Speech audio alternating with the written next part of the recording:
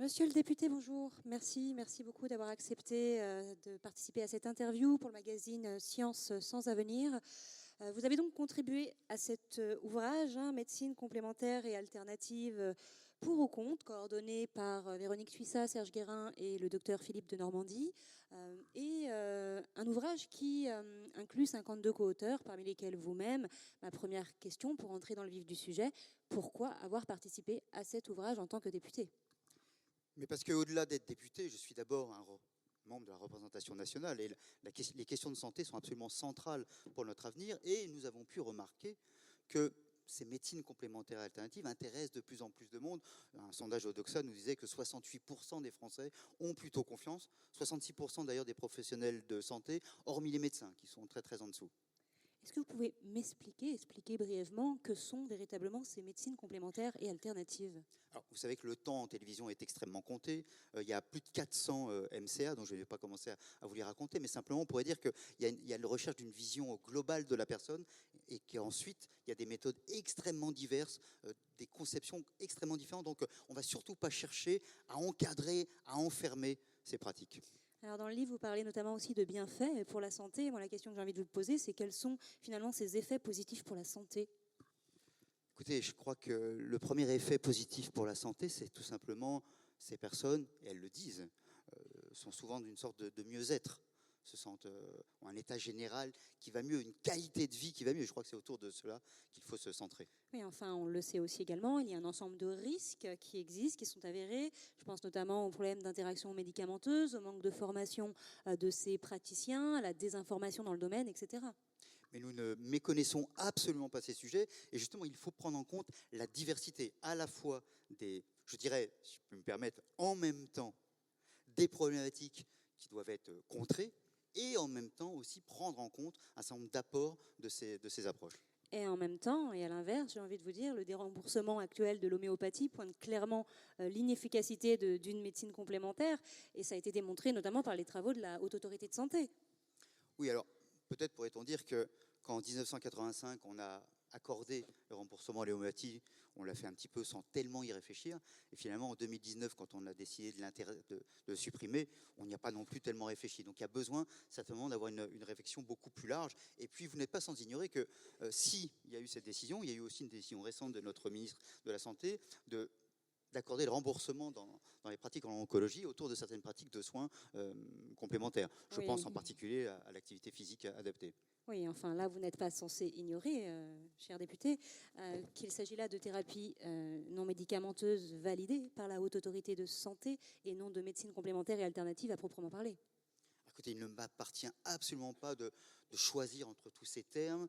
C'est juste de prendre en compte que dans un certain nombre de cas, il y a d'abord des pratiques qui sont légales, qui sont utilisées, y compris dans notre système de soins. Je pense à l'acupuncture, à l'ostéopathie. Donc il y a des choses vraiment extrêmement claires. Et puis, il y a d'autres éléments. Par exemple, les compléments vitaminiques qu'on peut trouver en pharmacie. Vous n'allez pas me dire que les pharmaciens sont des dealers. En parlant de substances et de pharmacie, que pensez-vous actuellement de la réflexion qui porte sur le cannabis, substance qui, rappelons, est une substance illicite et qui deviendrait un outil thérapeutique à proprement parler ? Peut-être pourriez-vous le tester. Mais d'une manière plus générale, notre ministre, qui est une grande scientifique, un grand médecin, nous y allons très progressivement. C'est pour l'instant une phase d'évaluation, ça a été fait dans d'autres pays. Donc il ne s'agit pas de rester à côté, il s'agit aussi de prendre en compte qu'un certain nombre de personnes l'utilisent déjà, et parfois par des voies détournées, à travers des réseaux que l'on ne connaît pas, que l'on connaît mal. Donc je crois que c'est vraiment extrêmement important justement de suivre les choses pour se faire une opinion. Alors, d'après vos propos, il faudrait donc, je vous cite, davantage intégrer les médecines complémentaires et alternatives dans notre système de soins, et ce, même si la preuve de leur efficacité n'est pas clairement établie. Monsieur le député, vous ne trouvez pas cette démarche un peu cavalière ? Écoutez, bien sûr, il ne s'agit pas de faire n'importe quoi, mais il s'agit de remarquer qu'il y a eu déjà un certain nombre d'expériences qui ont été faites, qu'on trouve certaines de ces médecines, par exemple à la PHP, voilà, que la Direction générale de la santé a développé il y a une dizaine d'années un bureau spécialisé, donc on voit déjà, je pense aux centres ressources, il y en a à peu près 7, je crois, en France aujourd'hui. Je vois des maisons de retraite avec les systèmes PASA. Il y a déjà un certain nombre de choses qui sont faites. Donc il ne faut pas ignorer les réalités. Il faut simplement les nuancer, les encadrer, les vérifier, les accompagner et surtout trier le grain de livret. Oui, alors permettez-moi pour nuancer, le débat montre également qu'il y a des risques et des dérives avec des pratiques pour le moins douteuses. Je pense par exemple à ces fameuses thérapies de conversion qui considèrent que l'homosexualité est une maladie et qui se développent dans notre pays. Comment on fait? Qu'est-ce qu'on fait avec ce type de pratique? Alors, ma collègue Mialon, qui a d'ailleurs contribué à cet ouvrage, est en train de porter une loi autour de ces thérapies. Je rappelle d'ailleurs qu'elles sont portées et faites par des médecins académiques tout à fait classiques. Donc attention à ne pas opposer là aussi les choses. Je crois qu'il faut vraiment, encore une fois, insister, je dirais, sur la notion de formation et d'information. Certes, mais pour rebondir sur ce que vous avez dit à propos de la médecine, de façon générale, les dérives, elles ont lieu hors du champ de la médecine, ça reste minoritaire, elles sont largement portées, et on le sait très bien, par des mouvements para-religieux, voire sectaires, et ces pratiques complémentaires et alternatives, actuellement, on ne peut pas nier qu'elles représentent un véritable business lucratif pour les charlatans.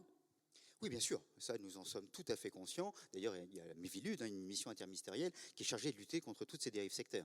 Ben justement, parlons-en de cette Miviludes. On annonce la disparition de cette mission, n'est-ce pas là justement un message de bienvenue au charlatanisme? Mais non, pas du tout. Ne mélangez pas tout, s'il vous plaît. C'est inutile ce manichéisme. Cette Miviludes va être regroupée au sein du ministère de l'Intérieur. Et nous avons tous toute confiance en Christophe Castaner, qui a prouvé son professionnalisme depuis des années pour assurer une veille extrêmement sérieuse. Alors permettez-moi d'en douter, et puis assimiler la Miviludes aux actions menées contre la radicalisation, je ne vois pas très bien le lien et les intentions de l'État, si ce n'est celle de faire des économies de bout de chandelle. Un peu de confiance dans nos institutions, mademoiselle, un peu de confiance. Bon, autre sujet. Alors, un colloque sur les médecines complémentaires et alternatives organisé par les 3 coordinateurs de cet ouvrage s'est donc tenu au ministère de la Santé. Vous y avez d'ailleurs participé. À cet effet, un article paru dans le magazine Science et Avenir, rédigé par une consoeur, dénonce des débats biaisés et des méthodes controversées. Qu'avez-vous à en dire? J'ai d'abord à en dire que c'est la liberté de la presse, c'est le pluralisme et que chacun... Mais évidemment, il est toujours mieux de se fonder sur les faits. Alors, pour revenir à ce colloque, simplement vous dire qu'il a été fait au ministère de la Santé, ce qui n'est quand même pas neutre, et il a été fait avec des regards extrêmement diversifiés. Il ne s'agissait pas, encore une fois, d'être pour ou contre, il s'agit de prendre en compte une réalité sociale de plus en plus impactante, une volonté d'un certain nombre de personnes de se conduire de cette manière-là, et de voir comment on y répond. Et puis, il y a eu aussi énormément d'articles aussi.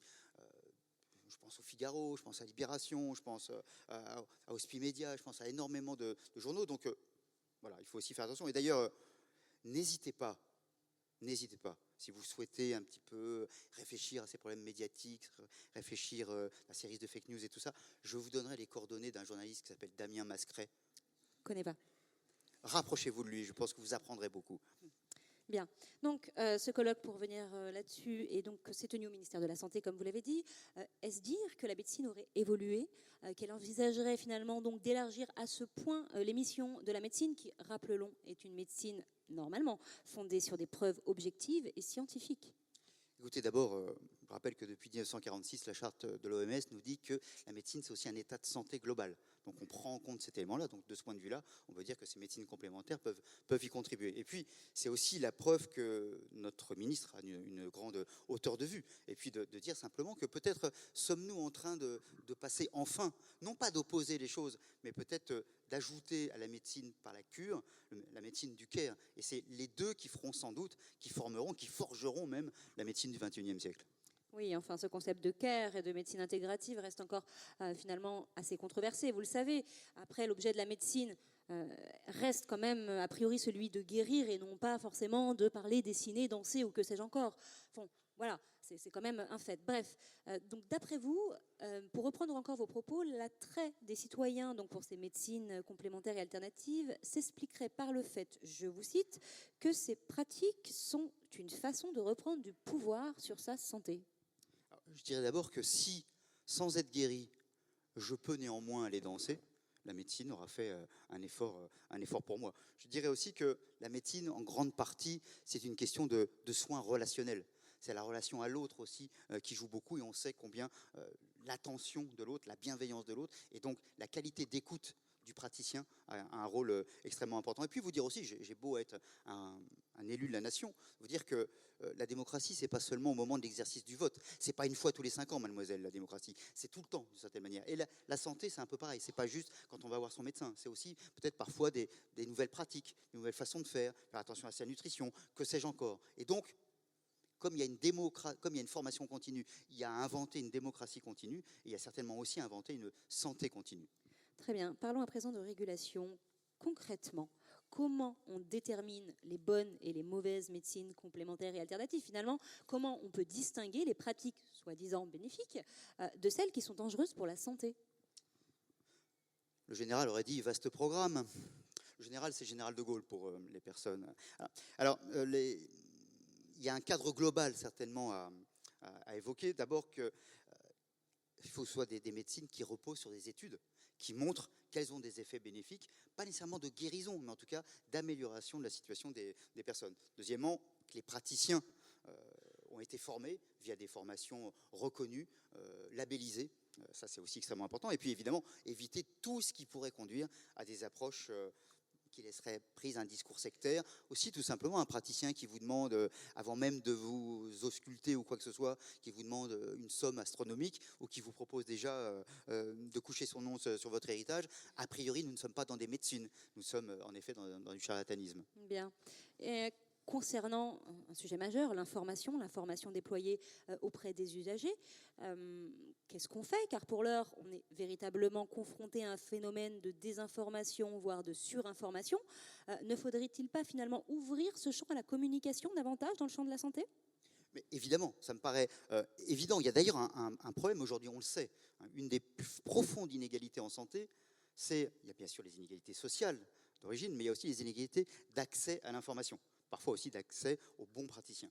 Et donc, dans ces inégalités d'information, une des manières de les contrer, c'est de favoriser la communication, c'est de favoriser l'information et de construire une information, une communication qui soit adaptée aux personnes, à la fois pour leur faire savoir ces portes possibles, ces hypothèses possibles, mais aussi pour les accompagner et leur éviter justement des dérives funestes. D'où l'importance d'alerter sur les risques également et des dérives. Et je suis ravie de vous entendre dire cela. Dernière question avec à l'ère finalement des fake news, du mouvement FakeMed, SafeMed, on est complètement perdu dans le débat relativement à ces médecines complémentaires et alternatives. Pensez-vous finalement qu'un jour il y aura une sorte de festival de la communication santé des médecines complémentaires? Alors, écoutez, je pense qu'il faut vraiment voir les choses dans leur globalité. Il y a, dans les années 1950, on avait inventé 50 millions de consommateurs, des émissions de ce type-là. Et donc, il y aurait certainement à inventer, là aussi, peut-être une émission grand public qui expliciterait les choses. Je crois que tout le monde en aurait besoin. Et puis, certainement aussi des médias, d'information, les réseaux sociaux. Enfin, il y a tout un éventail. Il faut utiliser celles qui concernent les différentes générations pour expliciter les choses, pour faire à la fois de la pédagogie, pour rassurer aussi dans certains cas, pour alerter dans d'autres. Il y a là tout un travail. Et puis, mademoiselle, Festival de la communication santé sur le MCA. Mais vous avez déjà un formidable Festival de la communication santé. Il se déroule à Deauville, fin novembre. Et vous savez, je vais vous donner quelque chose. Vous me disiez, il y a à peu près 400, 500 MCA. Eh bien, vous voulez que je vous donne le nom de la 501e? Allez-y, je vous écoute. Dominique Noël. Merci. Et on est en avance.